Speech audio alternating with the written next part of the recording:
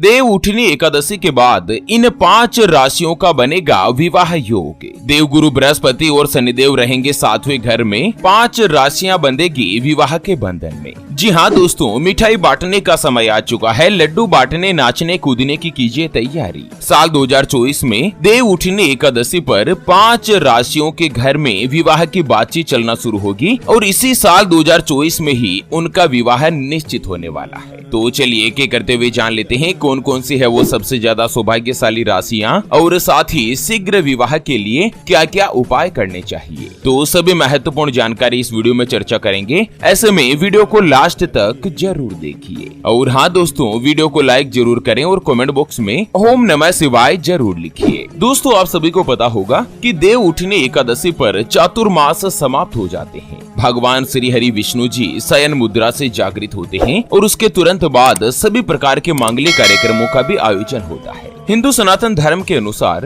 देव उठनी एकादशी का विशेष रूप से महत्व होता है। यह एकादशी कार्तिक महीने के शुक्ल पक्ष की एकादशी के दिन मनाई जाती है। इस बार आपको बता दें कि साल 2024 में देव उठनी एकादशी 12 नवंबर 2024 के दिन मनाई जाएगी और इस बार देव उठनी एकादशी के दिन ही शनिदेव और देवगुरु बृहस्पति दोनों की ही चाल में परिवर्तन होने जा रहा है और इसी के साथ त्रिग्रही संयोग, गज लक्ष्मी राजयोग और मालव्य राजयोग बनने से कई राशियां विवाह के बंधन में बंधने वाली है। कई राशि वाले लोगों के जीवन में विवाह की सहनाई गूंजने वाली है। दोस्तों, जैसे ही देव उठनी एकादशी आती है, सभी कुंवारे लड़का और लड़कियों के मन में यही प्रश्न होता है कि आखिर अब भगवान श्री हरि विष्णु जी भी जागृत हो चुके हैं, मेरा विवाह कब होगा? क्योंकि एक कुंवारा लड़का और लड़की के जीवन में सबसे बड़ी चिंता जो है वो शादी को लेकर ही होती है। जिनका कई प्रयास के बावजूद भी विवाह नहीं हो पाता है ना, उनके जीवन में हर एक तरह की परेशानी बनी ही रहती है। तो चलिए एक एक करते हुए जान लेते हैं। देव उठनी एकादशी के बाद सबसे पहली जो भाग्यशाली राशि बनेगी वो आती है सिंह राशि, जिनके नाम का पहला अक्षर मा, मी, मू, मे, मो, टा, टी, टू और टे से शुरू होता है, उनकी सिंह राशि होती है। जैसे कि मदन लाल, मोहन, मुकेश कुमार, मेघना, इस तरह से एम अक्षर से जिनका भी नाम होता है ना, उनकी सिंह राशि होती है। दोस्तों, विवाह योग 2024 की भविष्यवाणी कहती है कि सिंह राशि राशि चक्र की 5वीं राशि है और अगर आप कुंवारे हैं, अविवाहित है, तो दोस्तों नवंबर के महीने में आप लोगों के विवाह की बातचीत और विवाह के जो विचार विमर्श है ना, वो घर में चलने लगेंगे और इसी महीने नवंबर या दिसंबर में ही आप लोगों के विवाह की बातचीत भी पक्की हो सकती है। इस दौरान जो भी लड़का या लड़की अगर कुंवारे है ना, तो उनका विवाह का योग बनेगा। उसके अलावा वैवाहिक जातकों की बात करें तो साल के अंत में दोस्तों 7वें घर में शनि महाराज रहने के कारण आपके और आपके जीवन साथी के बीच आपसी संबंध मधुर बनेगी। एक दूसरे के प्रति विश्वास, प्रेम, स्नेह की भावना बनेगी। जो किसी के साथ रिलेशनशिप में है ना, ऐसे लोगों के लिए अक्टूबर और नवंबर में आपके जीवन में प्रेम की पींगे फूटने लगेगी और आप अपने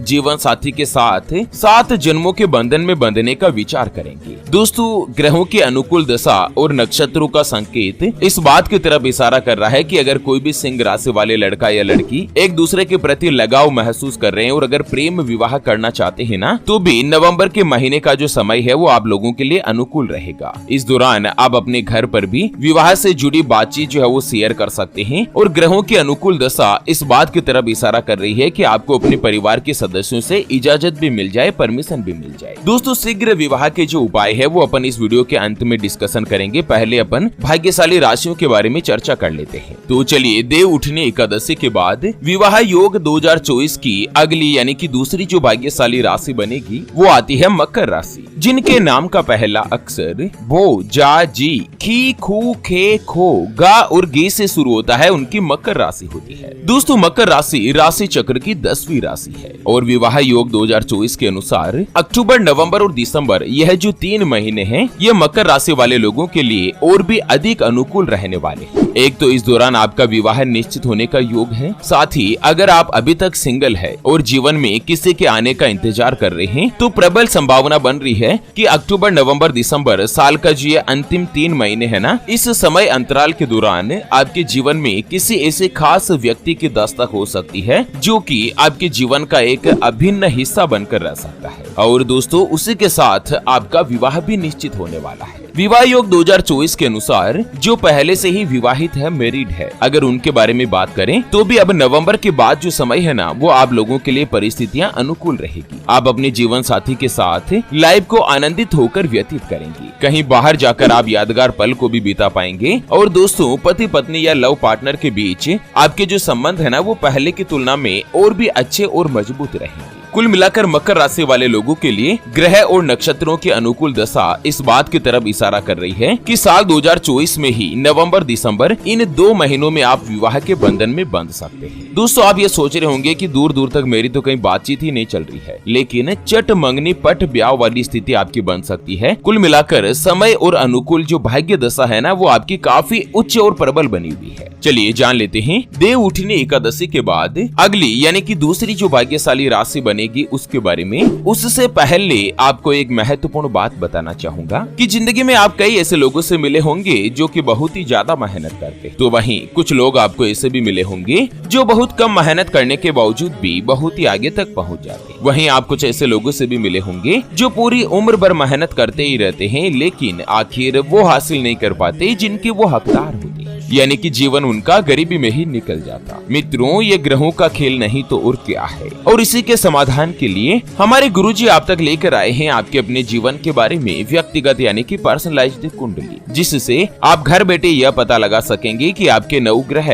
आपके बारे में क्या कहना चाहते हैं। क्या आपकी कुंडली यानी कि किस्मत में कोई दोष तो नहीं, अगर दोष है तो वो क्या है, उसका समाधान क्या है। कोई ग्रह या नक्षत्र आप लोगों के लिए कमजोर तो नहीं, उसको मजबूत करने का उपाय क्या है। आपका भाग्य उदय कब होगा, कब आपके जीवन में अच्छे दिनों की शुरुआत होगी, सरकारी नौकरी का योग बनेगा या नहीं, किस विभाग में किस डिपार्टमेंट में आपको आसानी से नौकरी की प्राप्ति होगी, आपका स्वयं का मकान कब बनेगा, उसके बारे में कंप्लीट जानकारी हम आपको कुंडली रिपोर्ट में बताने जा रहे हैं, जिसको अभी जो आप ये स्क्रीन पर नंबर देख पा रहे हैं ना, उस पर व्हाट्सएप पर संपर्क करके आप हमारे गुरुजी से बात कर सकते हैं। और 251 रुपए की छोटी सी नामात्र की फीस में आप अपने संपूर्ण जीवन की महाजन्म कुंडली के बारे में जान सकते हैं। अगर आपकी कोई भी समस्या है जिसका समाधान आप कुंडली बनवाकर जानना चाहते हैं, जैसे कि आपका विवाह का योग नहीं बन रहा है, बहुत जगहों पर आप रिश्ता देख देखकर आखिर थक चुके हैं, परेशान हो चुके हैं, लेकिन कहीं पर भी कोई भी रिश्ता फाइनल नहीं हो पाता या रिश्ता होकर बार बार टूट जाता है, आपको संतान का सुख नहीं मिल रहा है, बच्चों का पढ़ाई में मन नहीं लगता, बच्चे लगातार सरकारी नौकरी या किसी अच्छी जॉब की तलाश कर रहे लेकिन उनको सफलता नहीं मिल पा रही है, व्यापार में आपको नुकसान हो रहा है, घर में धन की कमी बनी रहती है, या आपके ऊपर कर्ज हो चुका है जिसको आप चुका नहीं पा रहे हैं,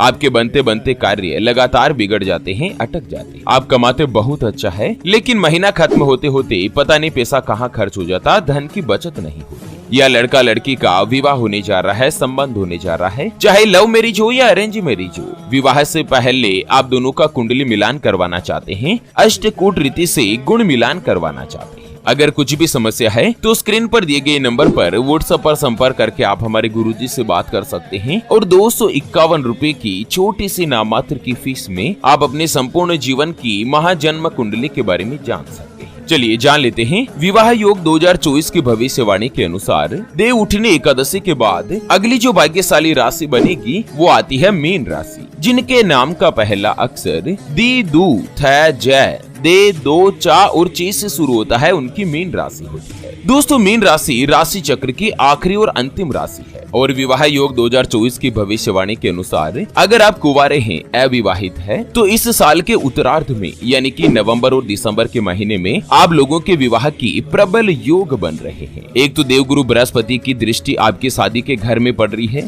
साथ ही शनिदेव भी आपके 7वें भाव में विराजमान है। ऐसे में आप लोगों के घर में विवाह की सहनाई गूंजने वाली है। कुल मिलाकर अब मीन राशि वाले लोगों के लिए अकेले रहने का, सिंगल रहने का समय जो है वो जा चुका है। जो पहले से ही शादीशुदा है ना, उन लोगों की अगर बात करें तो उनके लिए भी अब ये अंतिम जो 3 महीने हैं, अक्टूबर, नवंबर, दिसंबर, ये आप लोगों के लिए अनुकूल रहेंगे। इस दौरान आपके रिश्ते में कुछ रोमांस भी होगा और इसके बाद ऐसा ही जो अवसर है ना, वो आपके जनवरी, फरवरी और मार्च 2025 में भी देखने को मिलेगा। आप अपनी समस्याओं को अपने रिश्ते पर हावी होने से रोक पाएंगे और लगभग सब कुछ सही होगा। विवाह योग 2024 के अनुसार देवगुरु बृहस्पति आपके दूसरे घर में और वहां से आपके 7वें भाव में दृष्टि डाल रहे हैं, जिससे अगर आपकी शादीशुदा जिंदगी में कोई भी दिक्कत या समस्याएं चल रही है ना, तो उसमें भी कमी आने लगेगी। आप एक दूसरे के प्रति आकर्षित होंगे, अपने विवाह संबंध को निभाने के लिए दिल से प्रयास करते हुए नजर आएंगे और इसी से ही आपका संबंध भी मजबूत होगा। कुल मिलाकर मीन राशि वाले लोग चाहे लव मैरिज हो या अरेंज मैरिज हो,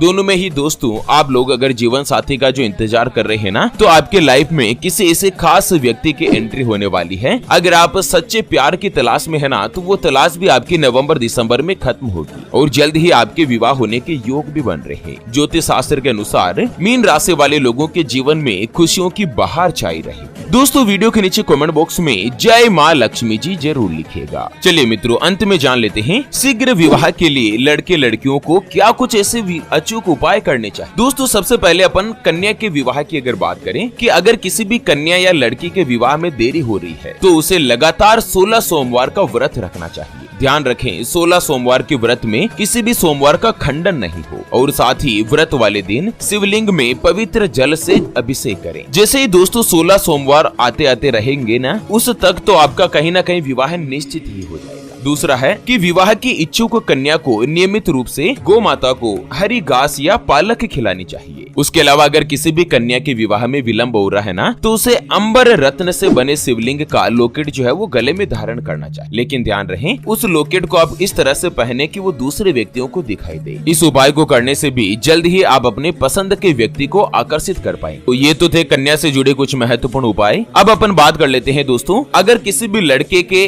विवाह में कोई बाधा आ रही है, तो आपको क्या करना है कि शुक्ल पक्ष का जो पहला गुरुवार होता है, हर एक महीने में 2 पक्ष होते हैं, एक तो शुक्ल पक्ष, दूसरा कृष्ण पक्ष। तो किसी भी महीने का जो शुक्ल पक्ष का पहला गुरुवार है ना, इस दिन आपको दोस्तों किसी भी एक पात्र में 2 इलायची और साथ में 5 तरह की मिठाई रखकर इसके साथ घी का दीपक जलाकर देवी माता को अर्पित करें। इस उपाय को आप लगातार 5 गुरुवार तक करें। दोस्तों 5वां गुरुवार आते आते तो आपके विवाह की बातचीत चलना ही शुरू होगी और कहीं ना कहीं आपका विवाह का योग निश्चित भी हो पाएगा। उसके अलावा अगर किसी भी लड़के के विवाह में दिक्कत आ रही है ना, या विवाह कार्य में किसी भी बाधा आने की स्थिति में आपको क्या करना है, अपने घर की जो दक्षिण पश्चिम दिशा है ना, वहाँ पर हर रोज संध्या काल के समय चमेली के तेल का दीपक जलाएं। इससे भी विवाह में आ रही बाधाएं दूर होगी। बहुत बार क्या होता है ना कि पुरुषों में अगर शुक्र कमजोर होता है या शुक्र दोष होता है ना, उसके कारण भी आपके विवाह में दिक्कत आती है। तो दोस्तों शुक्र को मजबूत करने के लिए और शुक्र दोष के निवारण के लिए आपको क्या करना है कि शुक्रवार के दिन पानी में बड़ी इलायची डालकर उसे उबाल लेना है। फिर शुक्रवार के दिन इस जल को नहाने के पानी में मिला दीजिए। अब इस पानी से आपको स्नान करें। ऐसा भी आपको लगातार 5 या 7 या फिर 11 शुक्रवार तक करना है। दोस्तों आपका हृदय अगर पवित्र है, किसी के प्रति धारणा अगर उत्तम है, तो 100% में आपको गारंटी के साथ लिख कर दे सकता हूँ कि इस उपाय को करने के बाद आपके विवाह की जो सभी बाधाएं, सभी जो विघ्न है ना, वो दूर होंगे। तो चलिए इसी के साथ फिलहाल के लिए इस वीडियो को यहीं पर देते हैं विराम। फिर से होंगे हाजिर एक और नई और काम की जानकारी के साथ। तब तक के लिए ओम नमः शिवाय। जय श्री कृष्णा, जय श्री राम।